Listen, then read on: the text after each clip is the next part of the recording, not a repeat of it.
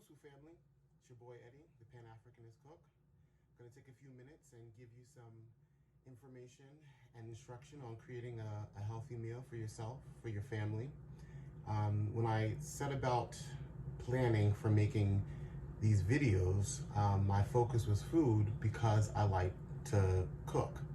And obviously eating is important to all of us.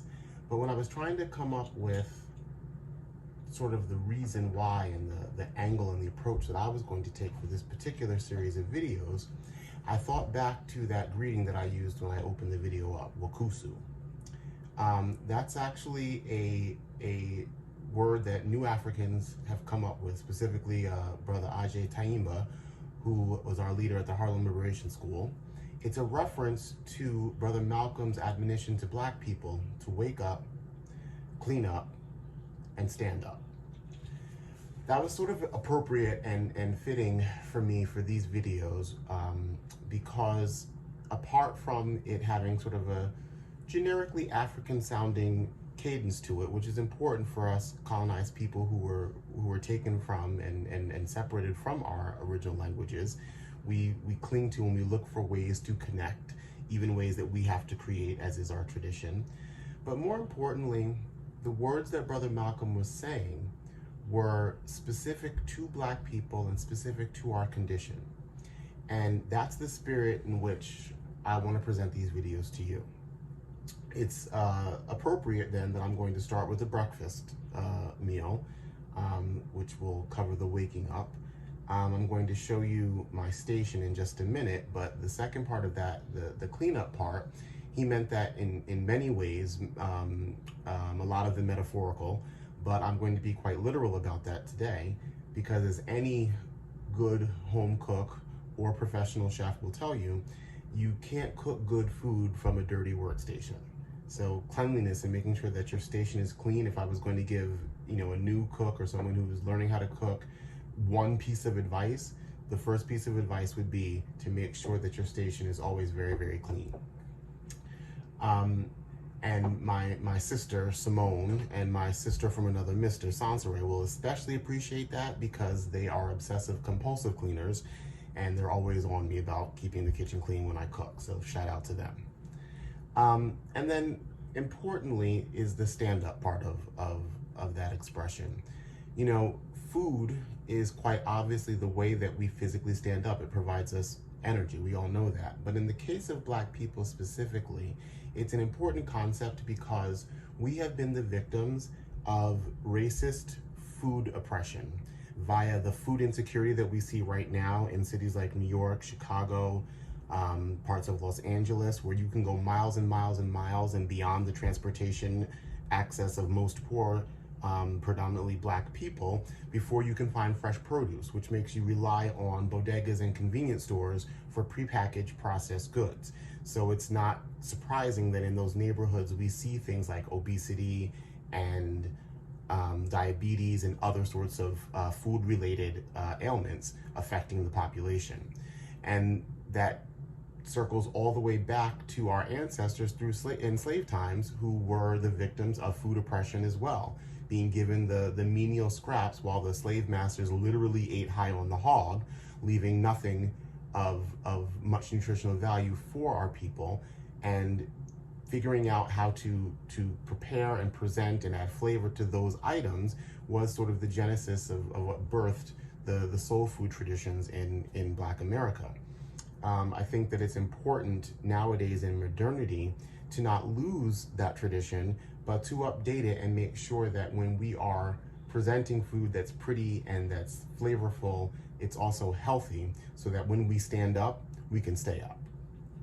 So I'm going to first show you a little bit of a preview of my workstation and the items that we're going to prepare for a really, really simple breakfast that's going to comprise of eggs for protein, a couple of different vegetables, a good dose of fiber, and a starchy carbohydrate component that is both healthy. And for me personally, I eat this most mornings because I've gotten back into running, and carbohydrates are perhaps the most accessible type of fuel for runners.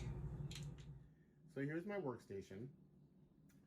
As you can see here to the right, I've got a large cutting board, and I've got my bucket of utensils. On the stove itself is where I like to lay out my meal prep items.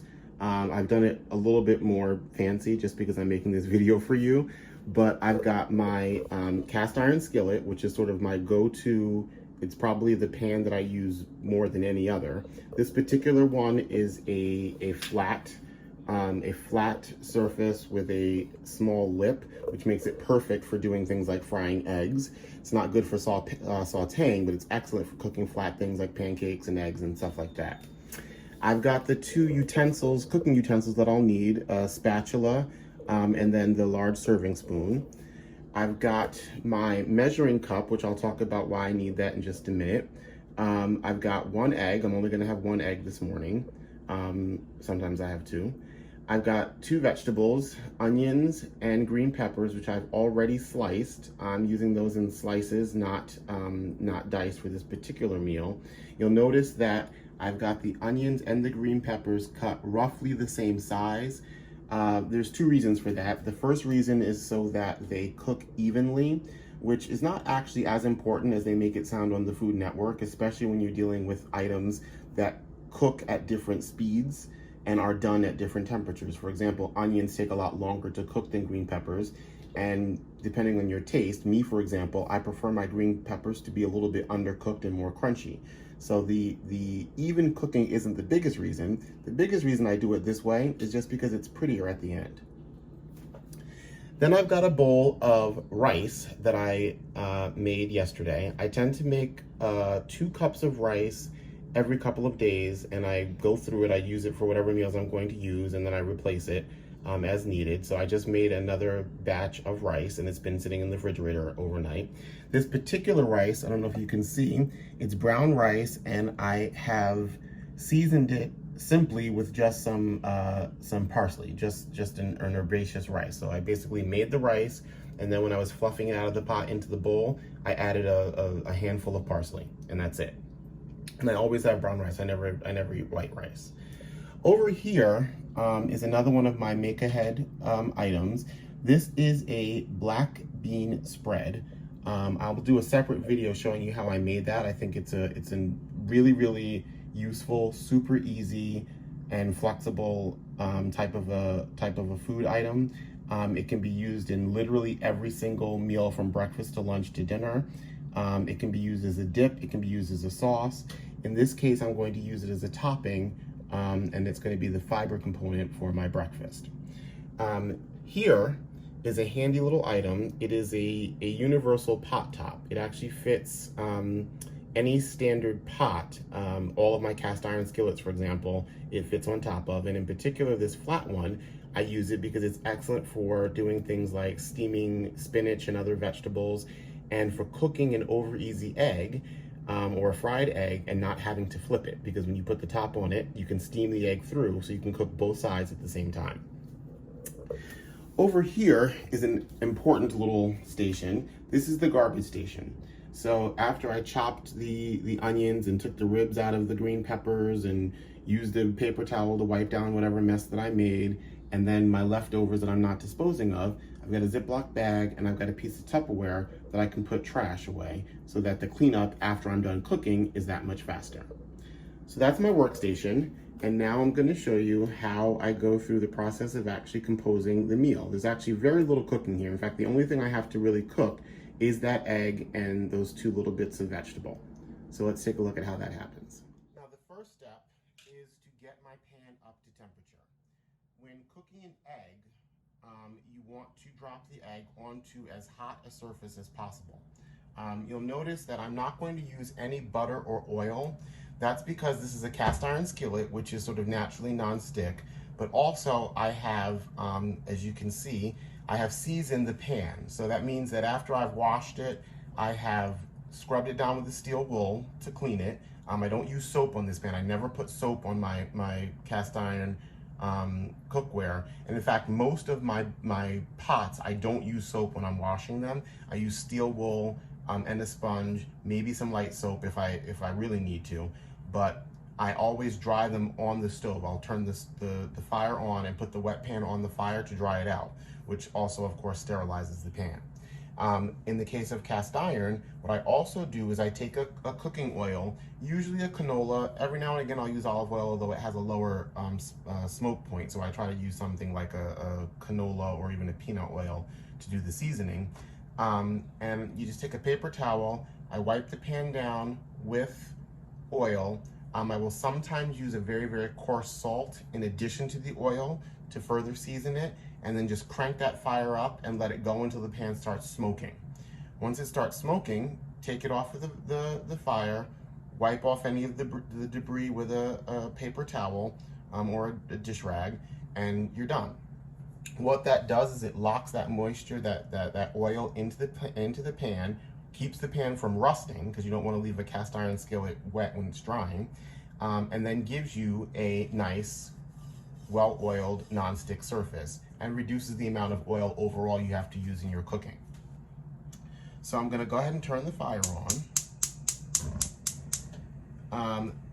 The stove that we have actually has a turbo feature. So as you can see, this fire is raging pretty hot. In fact, it rages hotter than all three of the other burners. This one goes the fastest. It's meant for boiling water slightly faster than normal, which I don't know how useful that really is in reality, but it does make this my favorite burner to use. So I cook probably 90% of my meals on this particular burner as opposed to any of the other three, which makes it handy because then I have the other three stations to put things on. So you want to let the pan come up to temperature. And the way that you know it's up to temperature is that you'll notice, in fact, you can probably see in the video, the cast iron surface will go from sort of a dull matte finish and it will start to shine. The shinier the surface gets, the warmer the pan is. So you want to drop your egg in there slightly before you notice any smoke coming. Just right at the smoke point is when you want to drop the egg, and that's when it's ready for contact with the food item. In this case, I've taken the egg out, so the egg has actually been sitting here on the stove for maybe 20 minutes. So the egg is actually not that cold. That's not necessary to do. You can drop a cold egg right onto a hot pan. You'll get more splatter and more sizzle. So if you aren't a experienced cook, that might startle you a little bit, but there's really no difference in going from a room temperature to a cold egg. But there will be some dishes where the temperature of the actual item you're cooking with does matter. I like to just put my hand over the pan and get it as close as I can to feel what the heat's like and decide if I think that it's enough time. If I had to guess, I actually have never timed this before, it probably sits on the heat for maybe 1.5 to 2 minutes before I decide that I want to crack it. Some people will tell you that you should never crack an egg directly into the pan you're going to cook. I call those people foolish. In reality, there's probably some logic or reason for it. I don't bother with that. If I'm making myself an egg, I'm going to crack the egg right on the pan. So we'll crack and we'll drop. And you hear how it sizzled? That's how you know the pan was hot enough. And you'll notice that as the egg spreads, the important thing is that I keep the yolk intact. You don't want to break the yolk, not because it changes the taste of the egg, but because it changes the look that you're going to go for at the end when you're presenting it. Now, sometimes I make an egg dish where I care about the actual shape and size of the egg, and I can talk to you in another video about how we get a perfectly round egg white. There's two tricks. You can either buy a device that you actually drop the egg into that keeps it round. That's what they do at places like McDonald's. Or you can just cheat and cut it out when you're done, which is what I normally do. The next step is to cover the egg. I put the top on top here, and it will speed up the cooking because now you're concentrating the heat and you're creating steam in the dome, and it will cook the egg white a little bit faster than the egg yolk. You'll notice there's a little hole here that lets some of the steam escape so that you don't burn it and so that it doesn't cook unevenly.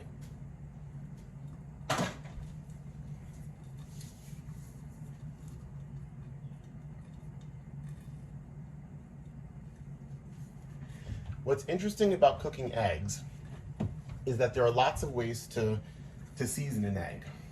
Personally, the only thing I do to season an egg is to add salt on it. It's the only thing I do during the cooking process. So in this case, I'm going to uncover it. I like to let the yolk get going a little bit and start to become opaque before I season it. I don't know if there's an actual value to that, it's just what I like to do. And I usually just season the yolk mostly and then just a little bit on the outside. And then I turn the fire off. So now some people will want their egg at this temperature. That's a completely runny yolk. Me, I will leave it on more and just let the residual heat that's in the pan continue the cooking process. Obviously, if you like your egg cooked all the way through, leave the fire on, but just turn it down. I had the fire on at the super hot temperature the whole time, so I get a lot of residual heat. And I'm gonna just leave that and let it go for a little while I finish the rest of the breakfast. Now, I'm gonna take my measuring cup and I'm gonna portion out 1 cup of the brown rice.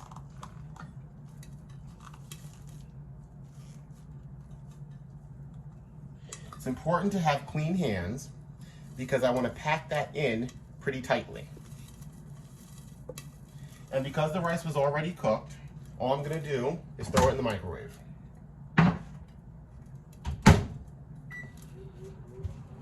For 1 minute. You'll notice that the egg is continuing to cook. There's a slightly white film developing over the yolk. And that's what you want. That means that you're going to have a semi-firm yolk.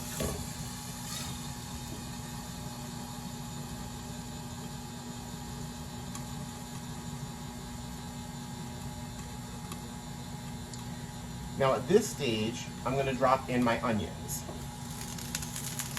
The reason I'm doing this, and also my green pepper, is because I want them to be crunchy and just warmed through, not actually cooked. If you wanted to have cooked onions and cooked green peppers, then you would just put them in at the very beginning when you first drop the egg. I want to have a crunchier, more raw preparation, so it has something a little bit more fresh to go with my dish. Because I've got the very garlicky green bean spread, I've got the herbaceous cooked rice, and of course I've got the fried egg. I just want something to brighten it up.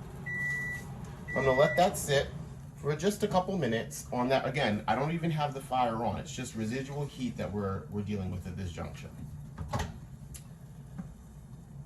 Now that I've got my rice out,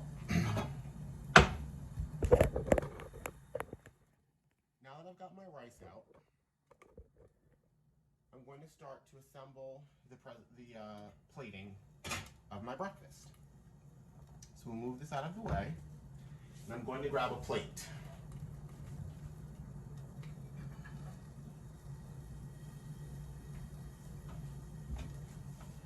For a breakfast of 1 egg, I can use pretty much a small plate. I don't need a full-size dinner plate. The reason that I cook the rice in the measuring cup, I microwave it in the measuring cup, is purely about presentation. It's not actually about making sure I only eat 1 cup of rice, but it has that side benefit if you are watching your calories. Turn it over on the plate, and then bam, you got a nicely plated square of rice. Now, you can notice that we've got a lot of condensation going on our egg and vegetable mixture. So at this moment is when I want to season my onions and green peppers. I don't do it in the beginning because when you drop salt on things like onions and other vegetables, green peppers, they have a very, very high water content. So it has a tendency to make them sweat out too fast. And it can actually give you kind of dry vegetables if you put your salt in right away. So I tend to salt my vegetables towards the end of the cooking, not the beginning. So I take my spatula, just move them around a little bit. You'll notice that I'm getting a little bit of color on them, which is what I want. I don't want them to cook all the way through. I just want them to be slightly charred, slightly warmed through, keep their nice vibrant color. Just before they start to get translucent, the onions, is when I know that they're done. So in this case, I'm just going to take my egg. I personally like the irregular shape. If I wanted it to be perfectly round, I would just take my spatula and trim off this part. I'm not going to do that today because I like the shape of this egg. And you'll notice this is how the egg looks when it's got a semi-soft yolk.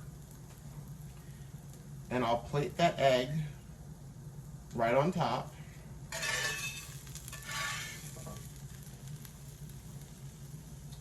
I'll give myself a little bit of vegetable covering. The funny thing about plating is, it's sort of a creative exercise, but it's not super important how perfect everything looks. It's just a question of what looks pretty to you and what makes it look inviting. The entire point of plating your food is so that it looks more interesting and more inviting when you eat it. In this case, that works for me. The last step in my plating is to add my little bit of fiber.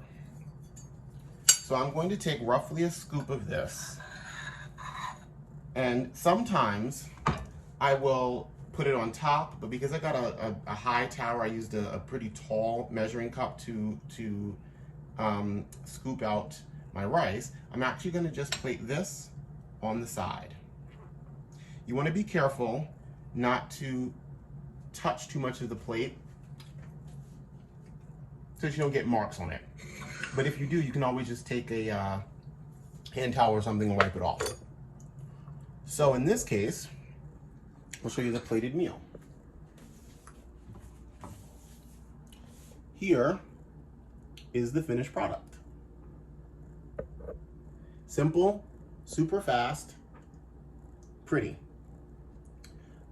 There's lots of ways you could even finish this. You could add a little bit of fresh parsley to it. You could add hot sauce, but that's how I'm taking my breakfast this morning. I'm going to eat that, go get my coffee, and then go for a run. Wakusu family.